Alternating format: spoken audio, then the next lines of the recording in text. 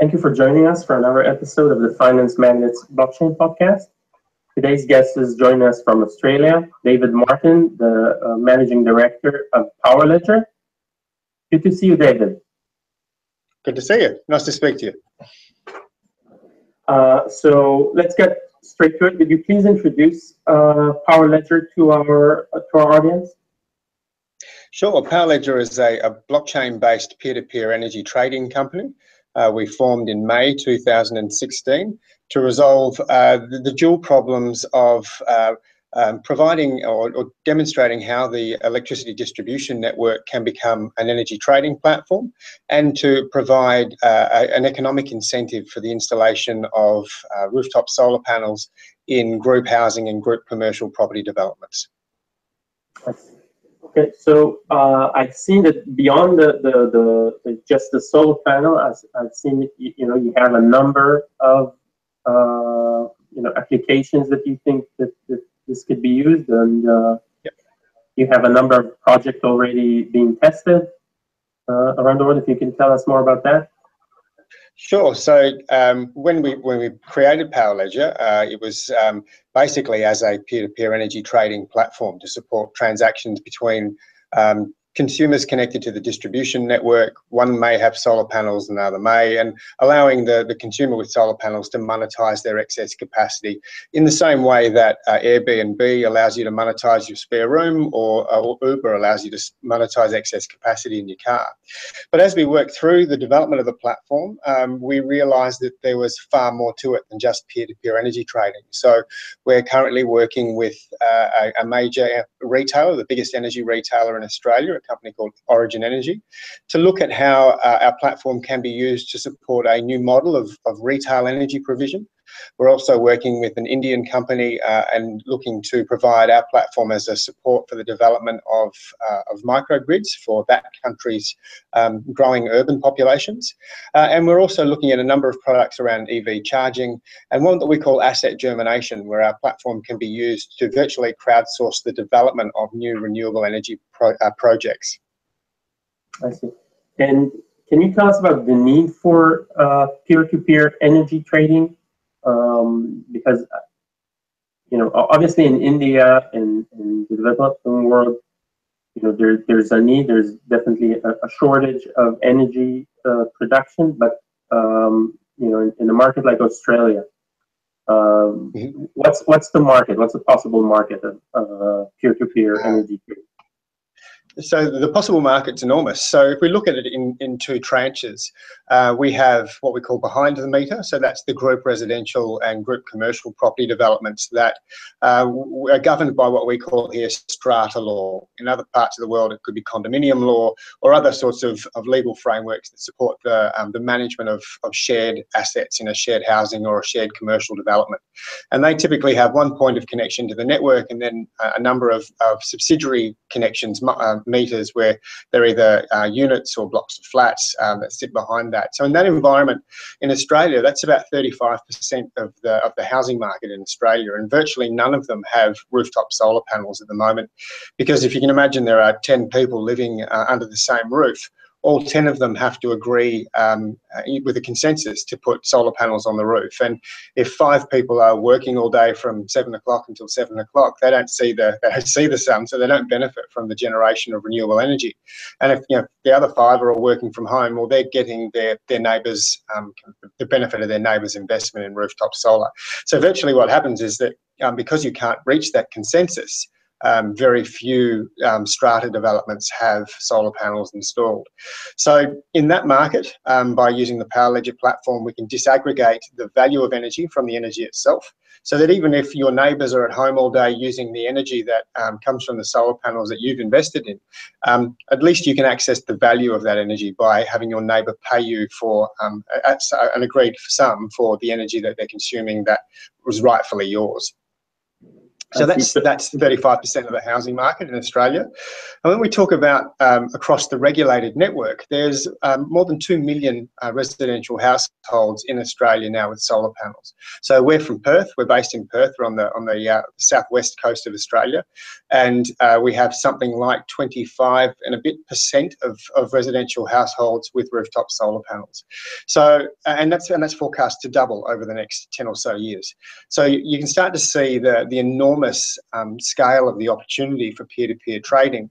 And it's not just the opportunity for those consumers who invested in solar panels to monetize their excess capacity. It's an opportunity for network providers to preserve some of the value of their network assets, because the reality with solar panels becoming cheaper and energy storage becoming cheaper, and grid supplied energy becoming more expensive, that there's a huge incentive for consumers who install solar panels to then install batteries and virtually disappear from the network. So if I installed 4 or 5 kilowatts of solar panels on my roof and a 9 to 12 kilowatt hour battery in my garage, I could virtually become 95% self-sufficient for my energy supply. And when networks lose that volume of energy across the network, they risk asset stranding, or depending on the governance or the regulatory framework in which they operate, it could mean increased prices for other consumers, those that can't afford to put PV on their roof or live in group housing or are socially or financially marginalised. So there's a real driver, because of the natural evolution of the energy system, distributed energy resources becoming cheaper and centralised energy resources by default becoming more expensive. There's a real natural driver for the energy system of the future to become decentralised. And so our platform aims to help the incumbent utilities as well as consumers to monetise that decentralised future. So at the buyer level, right? We said everyone would have their own, or the sellers would have, rooftop solar, but the buyers would be the networks themselves, the power companies, or will be carbon trading. Like who's on the consumption side? Yeah, so depending on the model, it could well be other consumers, and most likely it's other consumers. So in Australia, and it's not that different to most parts of the world, if you've got solar panels on your roof, you generally only consume about half of the energy that you generate, because you're generating energy in the middle of the day and typically you're at work. So your fridge is running and you might have some lights left on, but half of the energy that you generate gets spilled into the network. And the reality of that is it's being consumed at the closest point of supply. So if your next door neighbour or the guy just up the road is consuming energy when you're spilling energy into the grid, the reality is he's using the energy that you're producing. But at the moment, in most environments, the consumer who's producing electricity has to sell his electricity to the network or to the utility company for a feed-in tariff. And so in Australia and Western Australia at the moment, that feed-in tariff is about 7 cents. But the retail tariff, the price at which they buy electricity, is around 28, 29 cents. So there's this real disparity between the value that a consumer is getting for the capacity that they install versus the price they have to pay for grid-supplied energy. And so what our platform allows us to do is to cut out the middleman. To instead of a customer with solar panels on their roof selling energy to their electricity retailer, they can sell it directly to their next door neighbour or to the guy just down the road. And so in effect, we're not trying to change the laws of physics. We're not trying to change the way that energy flows in the system. But what we are trying to do is demonstrate that there can be a better, fairer, more equitable allocation of value from the investment in electricity generating infrastructure. So if I've got solar panels on my roof and I've paid for that capacity, then me gifting the value of that capacity to a network retailer or a network business or a retailer doesn't make any sense. So our platform allows the consumer who's installed the solar panels in the first place to monetize their capacity in an equitable way. I see. And let's move on to the business side of things. So how do you find the regulatory environment for ICOs or token sales in Australia? So the Australian regulatory environment is very open-minded. So our regulator has publicly said he sees no reason to regulate the environment until there's a reason to regulate the environment. So I think they're looking very carefully at ICOs, but not jumping to conclusions around whether they need to be regulated or the form that regulation needs to take. So the ASIC, the Australian Securities Investment Commission, is taking quite an open-minded view to how ICOs are conducted.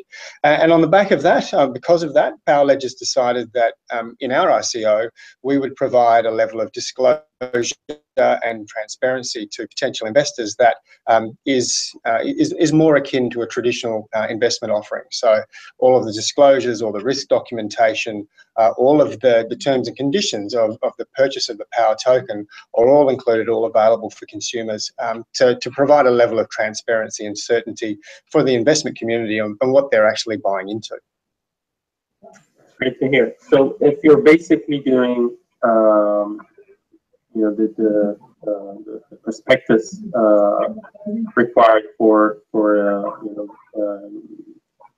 let's say an IPO or getting VC funds, so why not go the traditional route? What does an ICO bring that other verticals won't give you?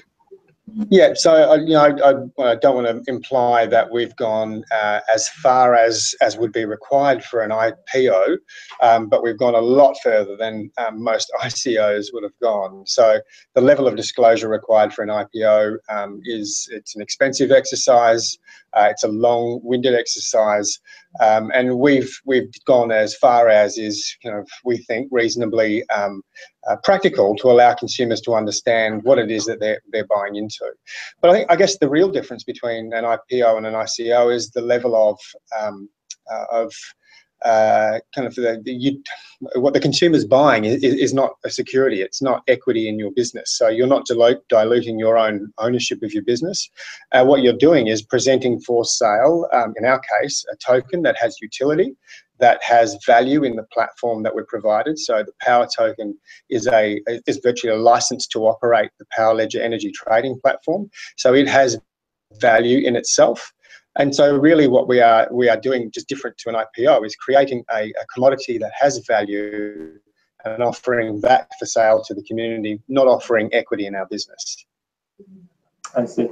Yeah, that's a way people are looking also to go around, like in the US, the SEC's regulations saying, you have to differentiate between a utility and a security. Basically, if you're giving dividends, you're obviously a security. Yeah, absolutely.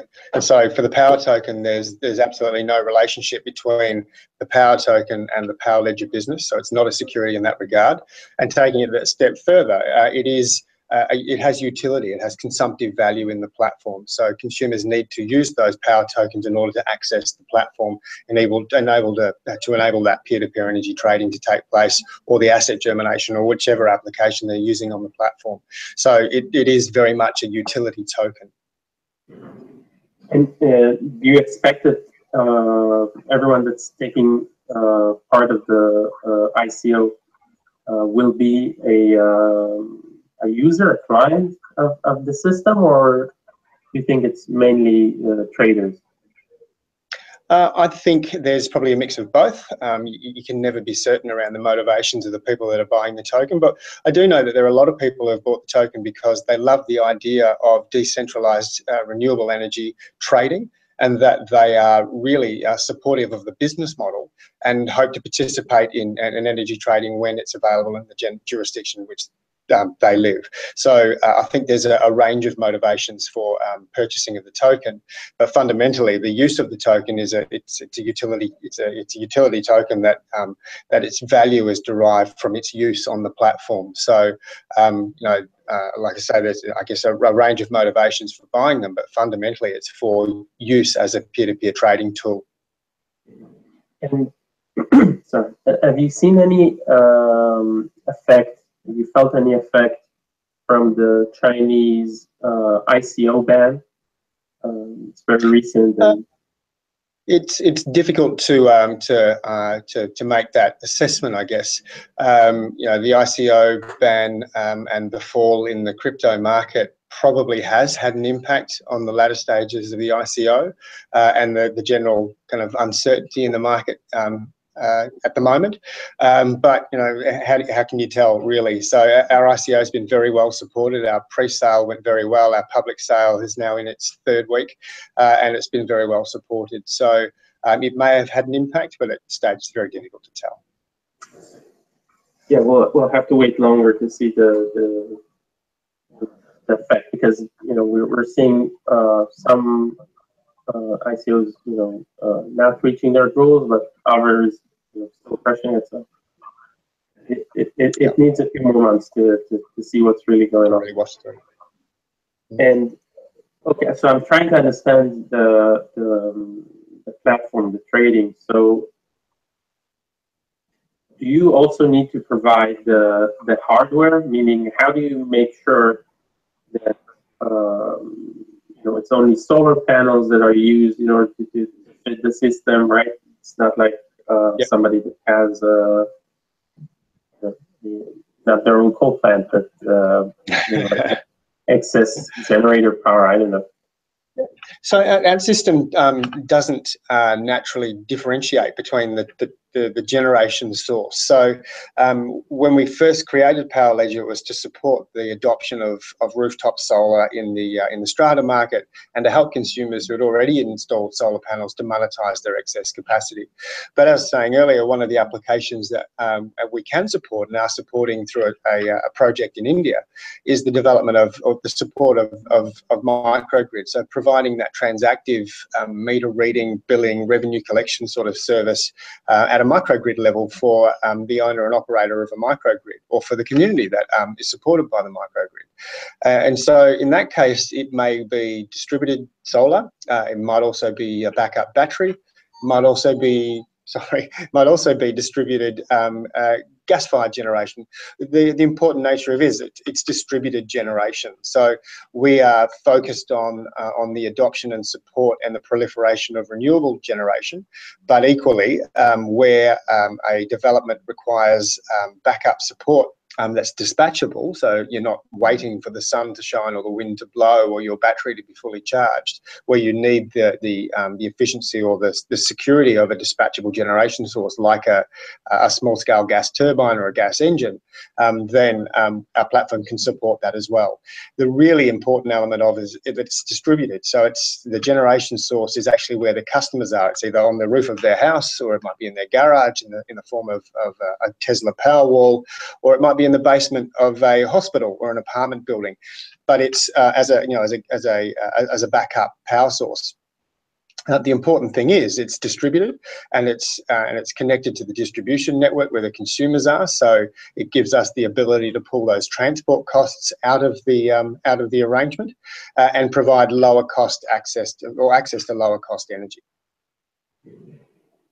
So basically, every community will need to have its own network, correct? You can't just open a mine in China and mine on the power plant. Yeah, so that's the thing, and I guess that's the point of it being a utility token. We're not talking about you know, the whimsical sort of generation of energy here and kind of the present or the provision of energy somewhere else. You do actually need to be connected to someone. So as I said, we're not trying to change the laws of physics. You do need to be physically connected, physically trading energy, and in order for the platform to work.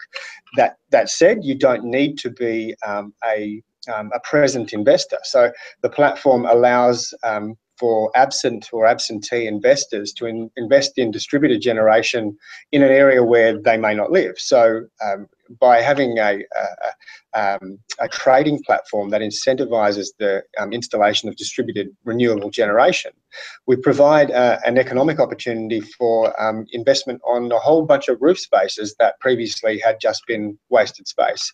So one of the examples of that is we're doing a project in Tasmania, which is in the bottom right-hand corner of Australia, where we're in a commercial precinct, a warehouse, which is really just a big empty box that doesn't have a huge energy demand, but has a lot of roof space that was lying really unused.